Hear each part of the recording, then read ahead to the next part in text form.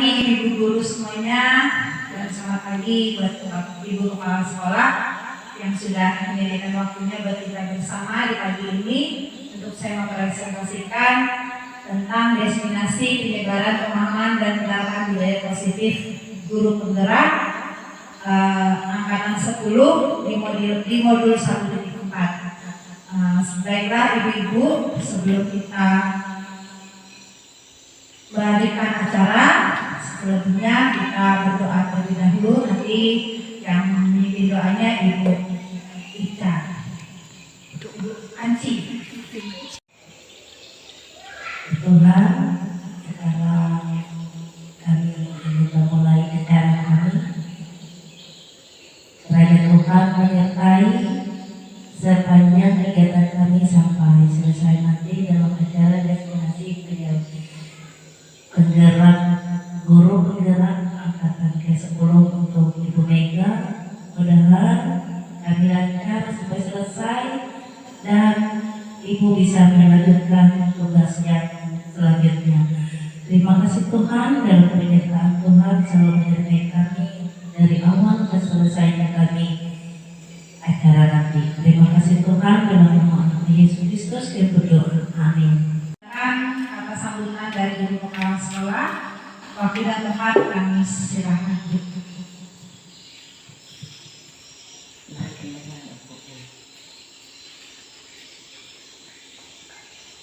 Selamat pagi, salam sejahtera Ibu guru semua.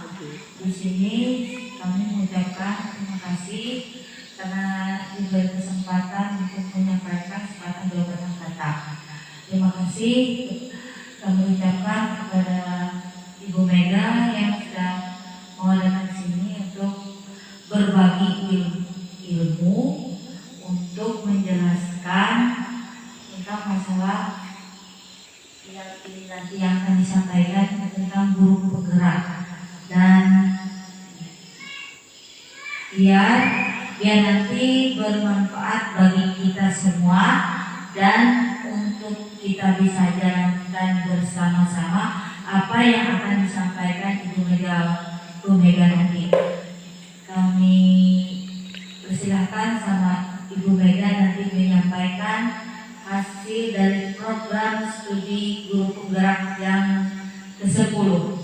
Waktu dan tempat kami persilahkan. Terima kasih. Dan selanjutnya saya akan memulai presentasi tentang diseminasi penyebaran pemahaman dan penerapan budaya positif yang saya bawakan, yaitu saya sendiri, kelas 5 Megawati 5 SPD, calon guru penggerak angkatan 10. Melibatkan pengakuan dan pentingnya budaya dan lingkungan positif di sekolah yang menempatkan murid sebagai fokus utama dalam konsep Dewantara pendidikan. Oleh karena itu, menciptakan budaya dan lingkungan yang mendukung, inklusif, dan memberdayakan di sekolah menjadi kunci untuk mewujudkan visi pendidikan yang diinginkan. Nah, ibu-ibu,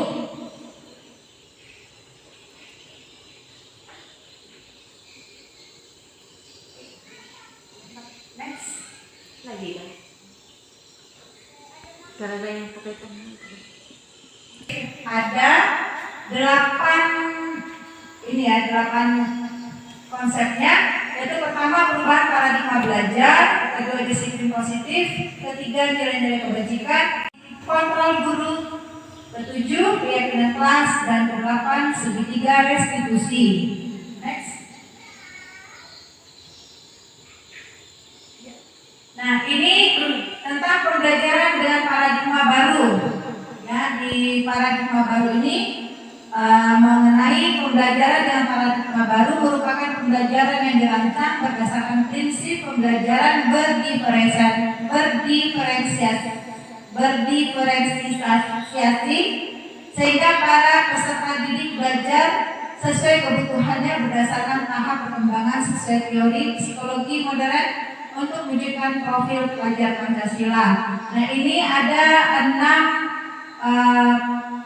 tentang profil pelajar Pancasila. Yang pertama, beriman bertakwa kepada Tuhan Yang Maha Esa dan berakhlak mulia. Kedua, mandiri. Ketiga, bernalar kristis. Keempat, kreatif. Kelima, bergotong royong. Keenam, berkebinekaan global. Memasuki miskonsepsi tentang teori kontrol. Nah, ini ada gambar seorang sedang mengotak-atik robot ya ibu-ibu ya. Nah, ini ada 4 ilusi. Yang pertama, ilusi guru mengontrol murid. Kedua, ilusi bahwa kritik dan membuat rasa bersalah mampu menguatkan karakter. Ketiga, ilusi bahwa semua penguatan positif, efektif dan bermanfaat. Keempat, ilusi bahwa orang dewasa berhak membuka. Teori kontrol ini terbagi 2 ibu-ibu ya. Satu, stimulus respon. Yang kedua, teori kontrol. Yang pertama, realitas atau kebutuhan kita sama. Apakah benar ibu-ibu? Beda. Tidak ya. Kebutuhan kita masing-masing berbeda. Ini di teori kontrolnya. Nah, di stimulusnya lagi semua orang melihat yang sama. Benarkah ibu-ibu? Kita melihat semuanya sama? Tidak. Tidak ya. Tetapi kalau di teori kontrolnya yaitu setiap orang memiliki gambaran yang berbeda. Nah, lanjut lagi, kita mencoba mengubah orang agar berpandangan sama dengan kita. Apakah benar ibu? Tidak ya.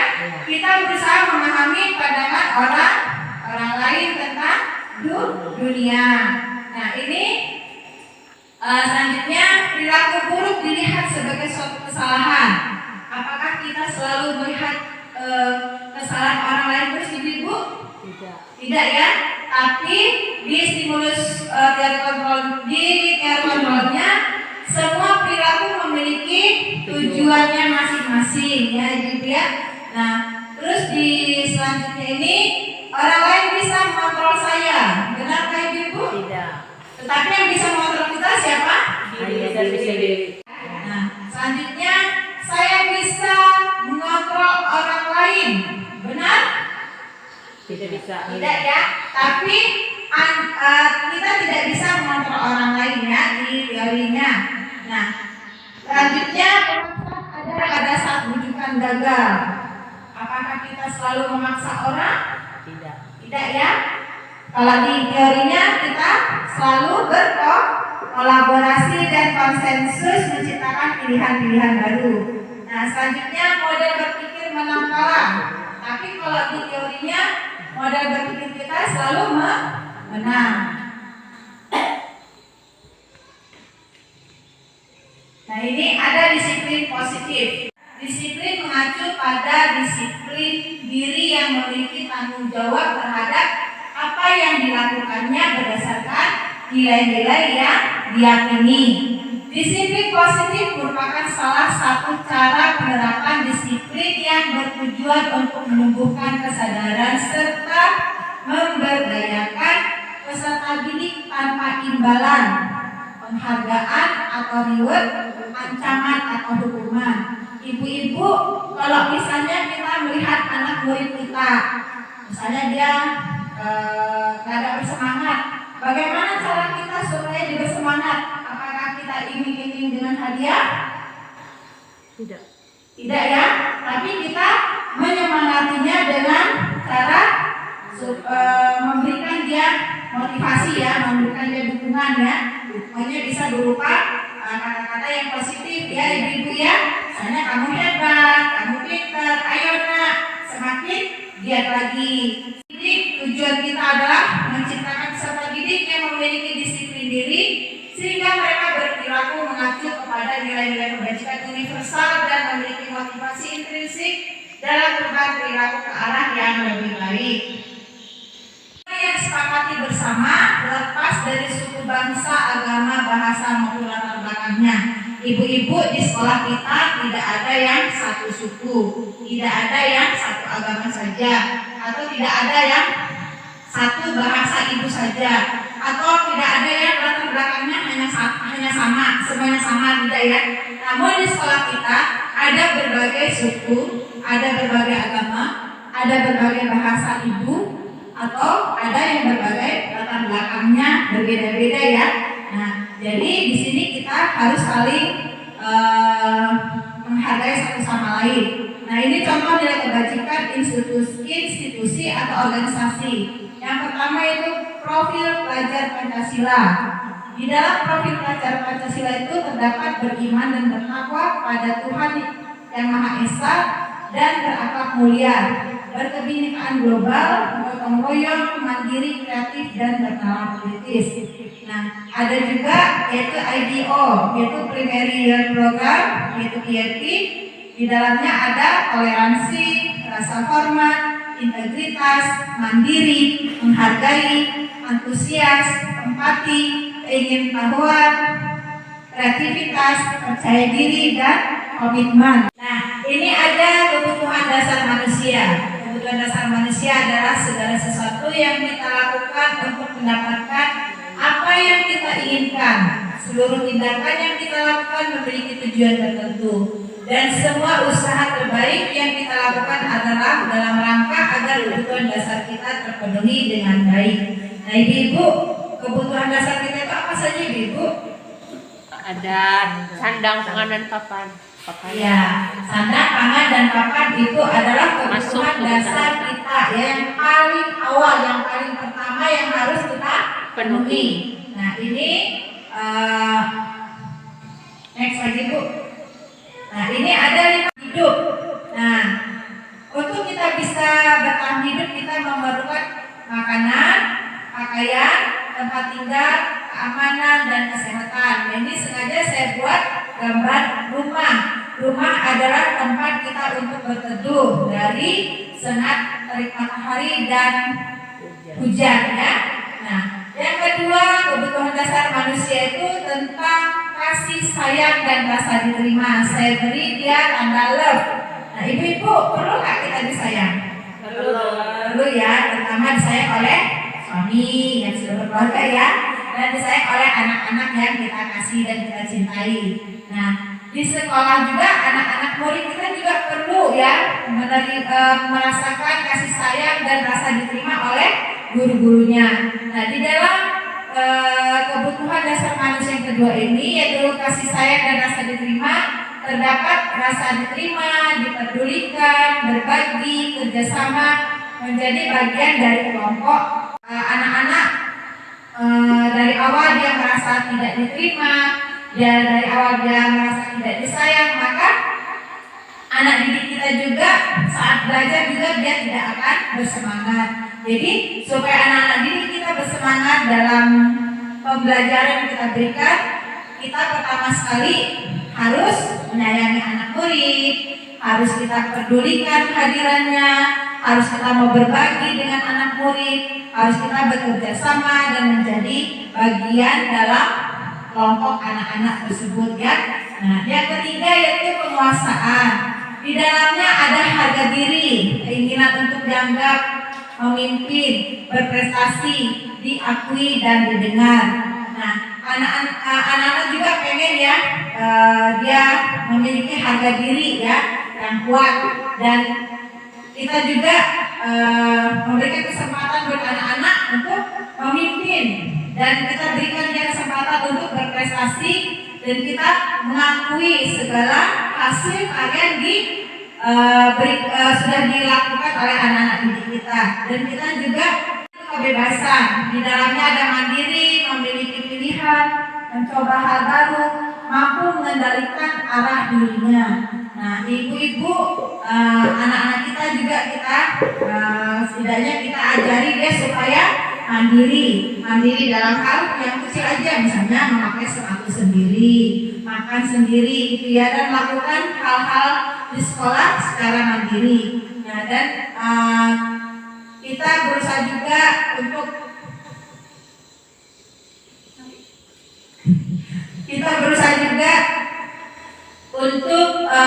mencoba sesuatu yang baru kepada anak-anak didik kita, karena anak-anak didik kita, apalagi kita di TK ya, mereka sangat antusias untuk mau mencoba sesuatu yang baru yang belum pernah mereka dapatkan sebelumnya. Humor, antusiasme, tertawa. Ada nggak anak-anak didik kita mulai dari datang dari rumah sampai ke sekolah dia hanya diem aja? Adalah ibu. diem aja, nggak ada ya. Anak-anak didik itu juga dia pengen bisa bergaul dengan teman-temannya, bermain, dia pengen juga ada rasa humor bersama dengan guru dan teman-temannya, dan mereka juga berantusias ya melakukan kegiatan. Dan anak-anak juga kalau setiap hari mereka ada rasa gembira, mereka tertawa, maka image mereka akan semakin meningkat ya, pengertian mereka, imajinasi mereka juga akan semakin meningkat. Inilah tentang kebutuhan dasar manusia, ada 5 ya, yang perilaku manusia. Motivasi perilaku manusia ini terbagi 2. Satu, motivasi ekstrinsik. Ekstrinsik ini yaitu berasal dari luar ya, ibu ya. Nah, ada juga motivasi intrinsik. Motivasi intrinsik ini itu dari dalam diri seseorang. Kalau motivasi ekstrinsik ini yaitu untuk menghindari ketidaknyamanan. Jadi ada anak supaya dia tidak dimarahi gurunya, supaya dia tidak sering ditegur gitu ya. Dia berusaha sekali bagaimana caranya supaya dia selalu merasakan yang aman dan nyaman atau penghargaan dari orang lain. Nah, misalnya kalau anak-anak didik kita dia malas, dia nggak mau kerjakan, ya kasih anak itu karena sudah sering ya, mungkin gurunya sudah sering. Ayo nak, kalau kamu nggak mau kerjakan, ibu nggak kasih hadiah. Jadi setiap kali anaknya nggak mau kerjakan, dia hanya menunggu hadiah dari gurunya. Nah, kalau sudah ada hadiah baru dia kerjakan. Nah, kalau yang ini itu bisa mematikan keterampilan anak, bisa mematikan atau menghambat perkembangan anak kalau kita selalu memberikan penghargaan atau hadiah kepada anak-anak ya. Misalnya penguatan kata-kata aja, ayo nak kamu pintar, kamu hebat, ayo kerjakan lagi biar lebih rapi, biar lebih bagus. Nah, kita memberikan motivasi yang membangun buat anak-anak didik kita. Tanpa ada hadiah pun anaknya dia bisa bertanggung jawab untuk menyelesaikan tugas dan tanggung jawabnya ya. Dia bisa menyelesaikan sendiri tanpa harus kita pandu, tanpa harus kita iming-imingi hadiah. Dia bisa melaksanakannya sampai selesai. Nah, ini dia tentang motivasi intrinsik dan ekstrinsik ya ibu ya. Nah, terus itu di sini ada hukuman, ada konsekuensi dan restitusi. Nah, ibu-ibu, ini ada seorang bapak ya, dia sedang marah kepada seorang anaknya. Nah, ini dia mengambil posisi kontrolnya sebagai penghukum. Nah, kalau hukuman ini dia itu tidak kita rencanakan ya. Pernahlah kita kalau mau menghukum anak kita rencanakan dulu. Pernahlah ibu-ibu? Tidak. Anak. Nah, terus itu murid tidak tahu apa yang akan terjadi, benar ya? Murid tidak tahu apa yang terjadi gitu ya. Tiba-tiba kita kasih hukuman, muridnya mungkin bingung kenapa aku dihukum gitu ya. Nah, terus tidak dilibatkan. Lalu bersifat satu arah. Lalu hukuman itu bisa berupa fisik atau psikis hukuman. Bisa juga ya kadang ada anak bisa dijewer gitu ya, itu secara fisik. Bisa juga dihukum suruh membersihkan WC karena sering telat gitu ya. Nah, jadi yang seperti ini kita tidak boleh lakukan ya di sekolah kita. Dan juga ada konsekuensi ibu.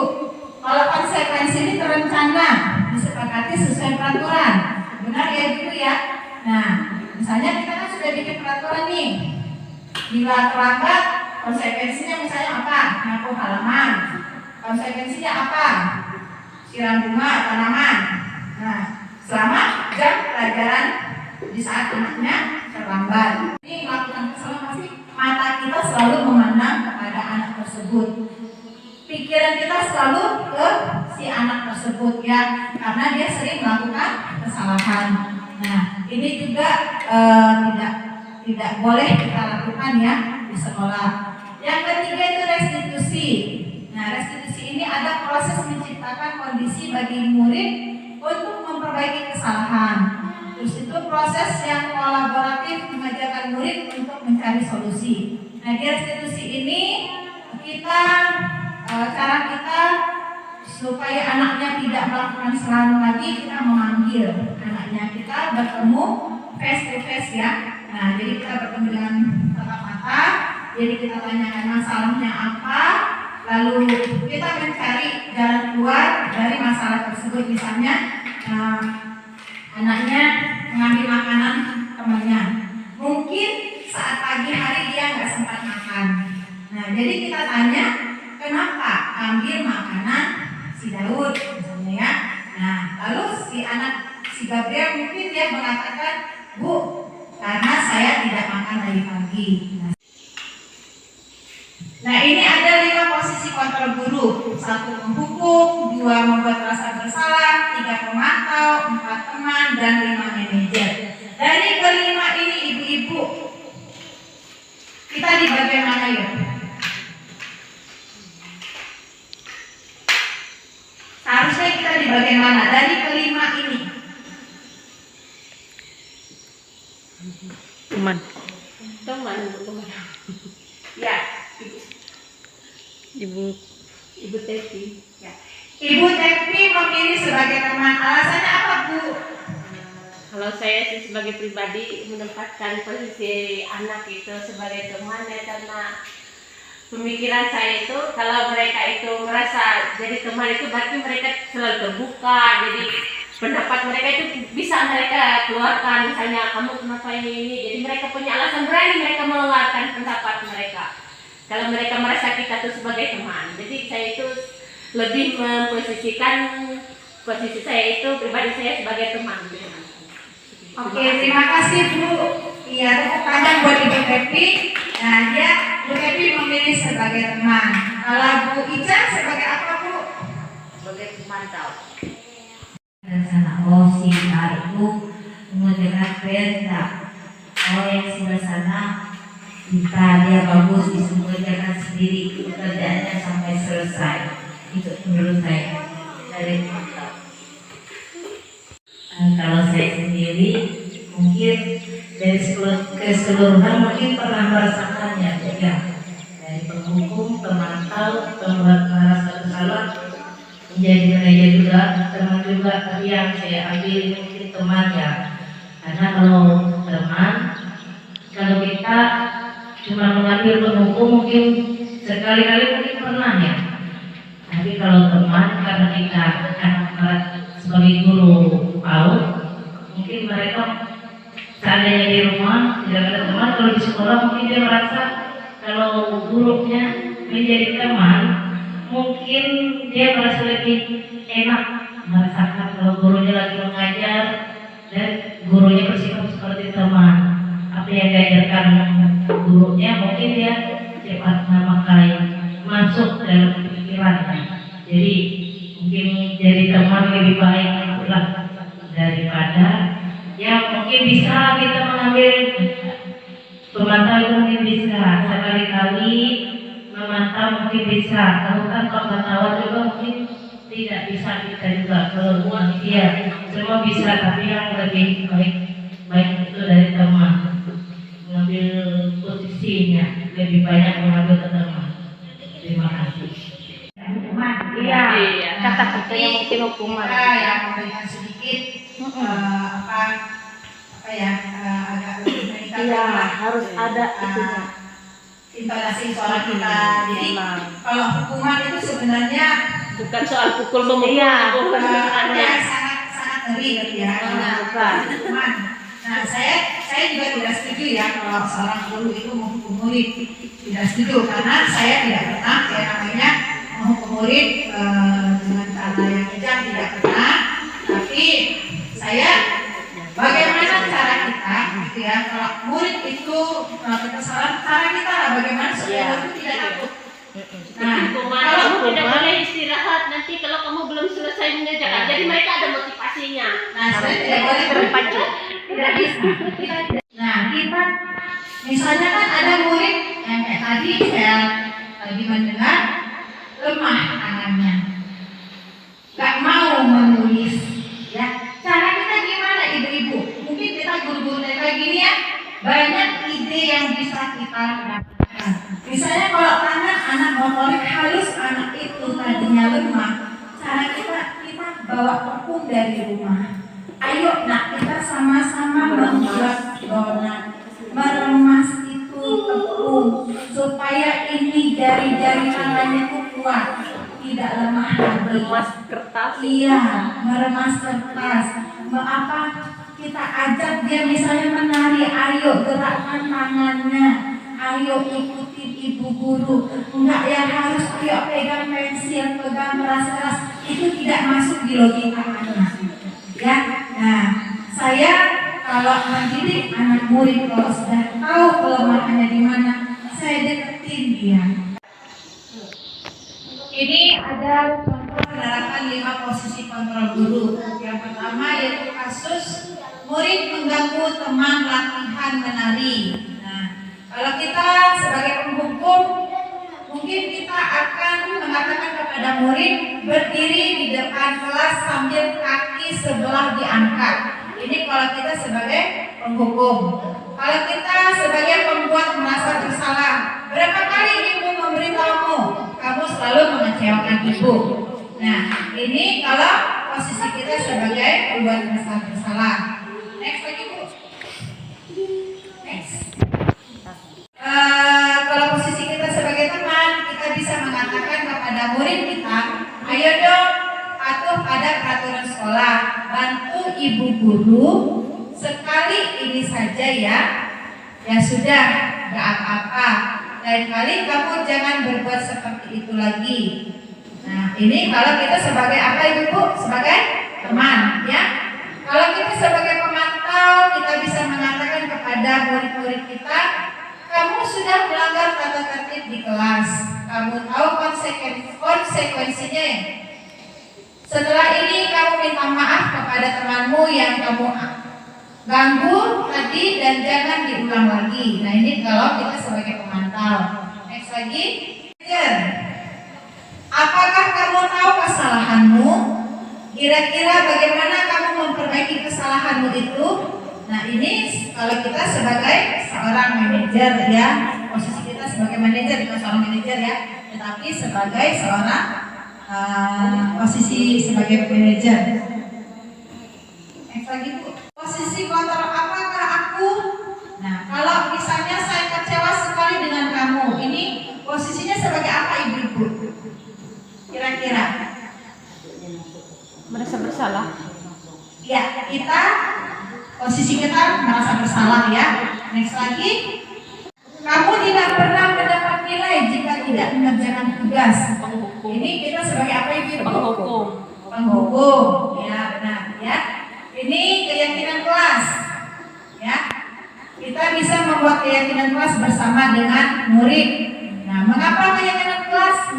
Mengapa bukan peraturan kelas?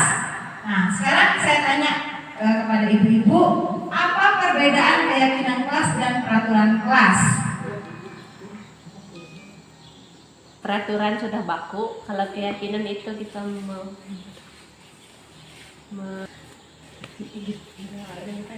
Iya, kalau keyakinan kelas ibu-ibu, kita membuat keyakinan kelas itu bersama dengan murid-murid kita ya. Kita misalnya kalau kita membuat keyakinan kelas atau kesepakatan kelas, kita bertanya kepada murid, ayo anak-anak, kali ini kita membuat kesepakatan kelas sebelum kita belajar.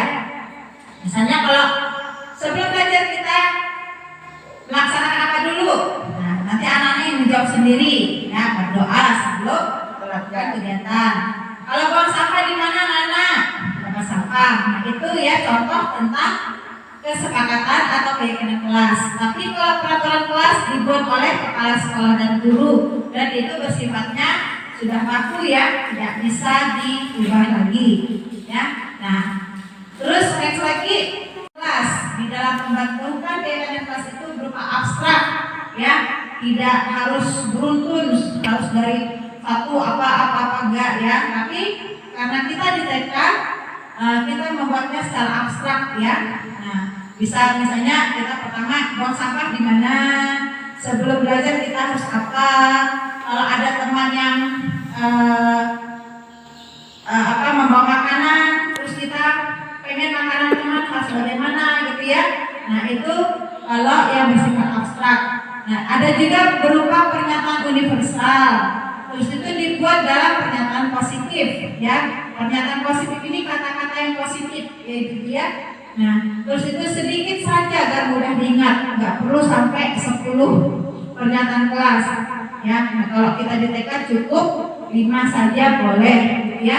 Nah supaya anak-anak ingat pernyataan kelas yang sudah disepakati bersama-sama di dalam kelas sesuai dengan kondisi kelas dan di sekolah sehingga mudah diterapkan. Lalu semua warga sekolah atau warga kelas dilibatkan saat membuat keyakinan kelas. Nah ini ada segitiga restitusi. Nah di dalam segitiga restitusi ini yaitu suatu proses dialog yang dijalankan oleh guru agar dapat menghasilkan murid yang mandiri dan bertanggung jawab.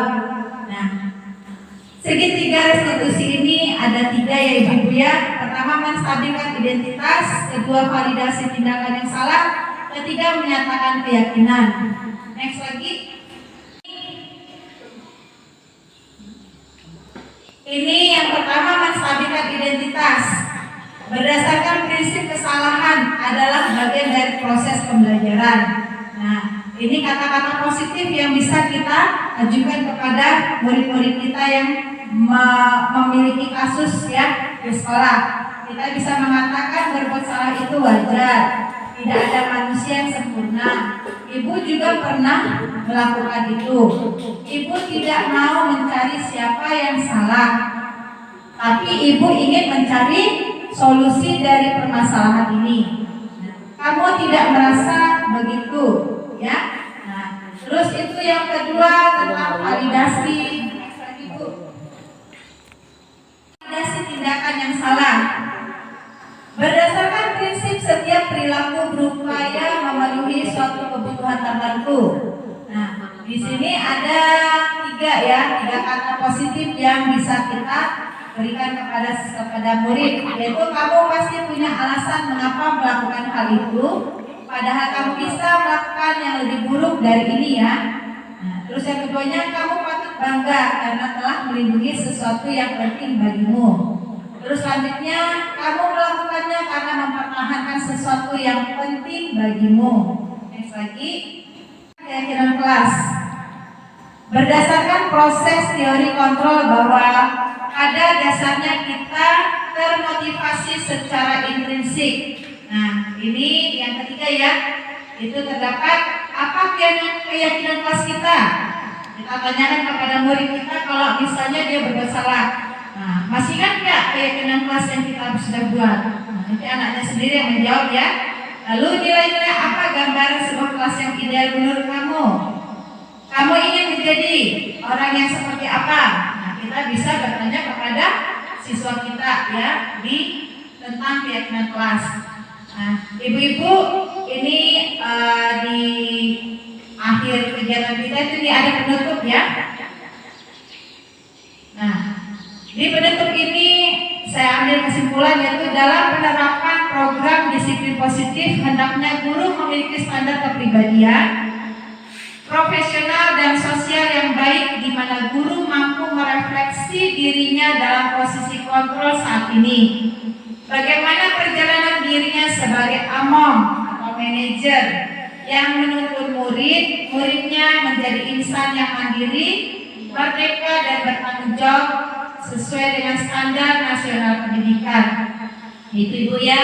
Ini saja yang bisa saya bagikan, yang bisa saya presentasikan di modul 1.4 ini, dan puji Tuhan kami sudah bisa menyelesaikan modul 1 ya, dari 1.1, 1.2, 1.3, 1.4, dan program ini sudah berjalan selama kurang lebih 3 bulan, dan kami akan memasuki modul 2 ya. Nah, jadi apa yang sudah kami bagikan ini bisa bermanfaat buat kita semuanya dan sekolah kita semakin maju dan banyak anak-anak yang karakternya terbentuk sejak dini dan mereka akan menjadi generasi-generasi yang baik untuk bangsa kita dan mereka akan menjadi pemimpin-pemimpin yang bijaksana nantinya. Ini saja yang bisa saya bagikan. Ini saja yang saya bagikan dan selanjutnya saya berterima kasih buat Ibu Kepala Sekolah dan rekan-rekan guru yang dengan sabar menunggu atau dengan sabar melihat saya mempresentasikan hasil presentasi saya ini dan terima kasih buat kesempatannya. Selamat siang, Tuhan memberkati.